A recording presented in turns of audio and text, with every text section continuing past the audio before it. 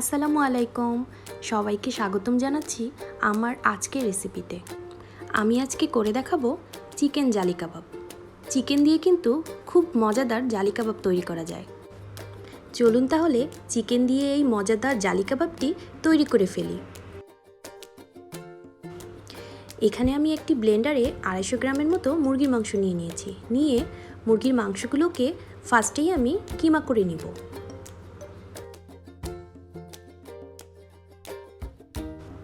আমি কিন্তু এখানে সবগুলো উপকরণ রেডি করে নিয়েছি।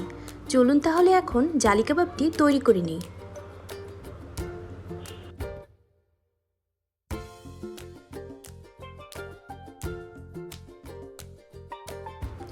এখানে আমি 250 গ্রামের মতো মুরগির মাংসের কিমা নিয়েছি।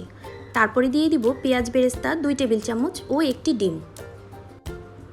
তারপরে আমি পেঁয়াজ কুচি দিয়ে দিব 3 টেবিল চামচ ও আদা রসুন বাটা দিব 2 টেবিল চামচ, কাঁচামরিচ কুচি দিব স্বাদ মতো।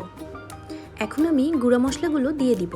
এখানে দিচ্ছি আমি লবণ পরিমাণ মতো, মরিচের গুঁড়া 1 চা চামচ, জিরার গুঁড়া 1 চা চামচ, স্বাদে ম্যাজিক 1 চা চামচ, গরম মশলার গুঁড়া 1 চা চামচ ও কাবাব মশলা 1 চা চামচ। তারপরে দিয়ে দিব টমেটো সস 1 টেবিল চামচ। আমি এখন দিয়ে দিব 3 টুকরো পাউরুটি। পাউরুটিগুলোকে পানিতে ভিজিয়ে ভালোভাবে চেপে পানিটি বের করে তারপরে দিয়ে দিব। সবগুলো উপকরণ ভালোভাবে মেখে নেওয়া হয়ে গেলে আমি এর ভিতরে দিয়ে দিব 1 কাপ পরিমাণের ব্রেড ক্রাম্ব।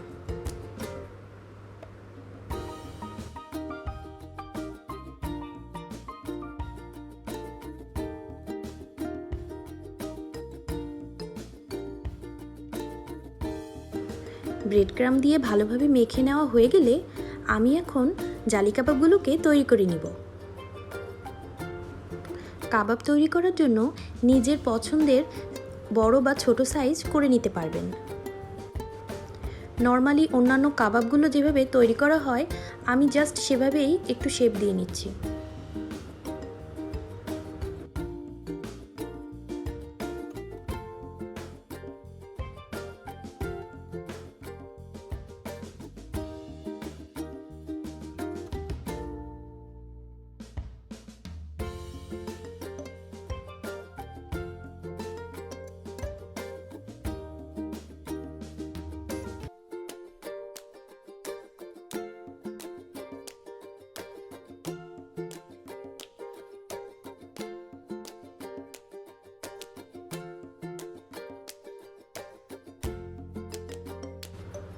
এক এক করে আমার সবগুলো জালি কাবাব তৈরি করা হয়ে গেছে।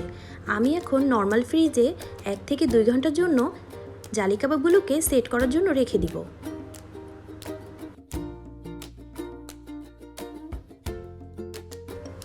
এখন আমি জালি কাবাবগুলোকে ভেজে নিব। প্রথমে চুলায় একটি ফ্রাই প্যান বসিয়ে পরিমাণ মতো তেল দিয়ে জালি কাবাবগুলোকে ডিমে চুবিয়ে আমি এক এক করে ভেজে নিব।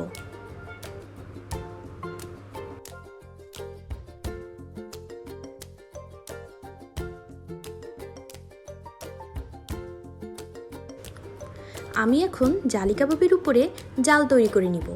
ডিমে হাত চুবিয়ে জালি কাবাবের উপরে ছিটিয়ে দিলেই উপর থেকে জালি কাবাবের যে জাল জাল ভাবটা থাকে এটা হয়ে যাবে।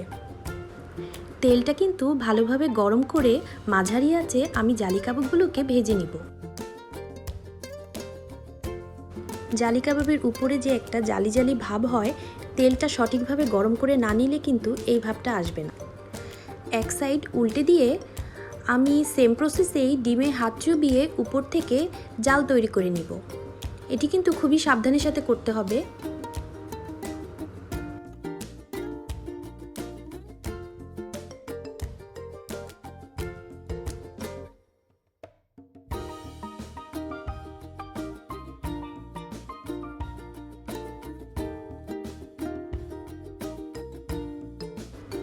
ভালোভাবে উল্টে পাল্টে আমি গোল্ডেন ব্রাউন করে ভেজে নিব। আমার জালি কাবাবগুলো গোল্ডেন ব্রাউন কালার হয়ে গেছে। আমি এখন তেল থেকে তুলে নিব। দেখুন জালি কাবাবের উপরে কিন্তু অনেক সুন্দর জাল তৈরি হয়েছে এবং অনেক মুচমুচে হয়েছে।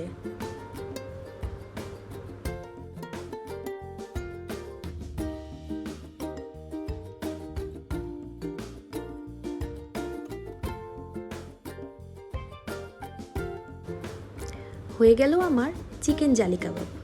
আমি কিন্তু এখানে আমার মন মতো করে সাজিয়ে নিয়েছি, আপনারা আপনাদের মন মতো সাজাতে পারেন। এটা তৈরি করা কতটা সহজ তা কিন্তু আপনারা দেখেই নিয়েছেন। এটা দেখতে যেমন একদম পারফেক্ট হয়েছে, খেতেও কিন্তু অসাধারণ লেগেছে। আমি আশা করি আমার আজকের রেসিপিটি আপনাদের কাছে ভালো লেগেছে। তাই আর দেরি না করে বাসায় তৈরি করে ফেলুন চিকেন জালি কাবাব। আমার রেসিপিগুলো ভালো লেগে থাকলে লাইক কমেন্ট দিয়ে পাশেই থাকবেন। আল্লাহ হাফেজ।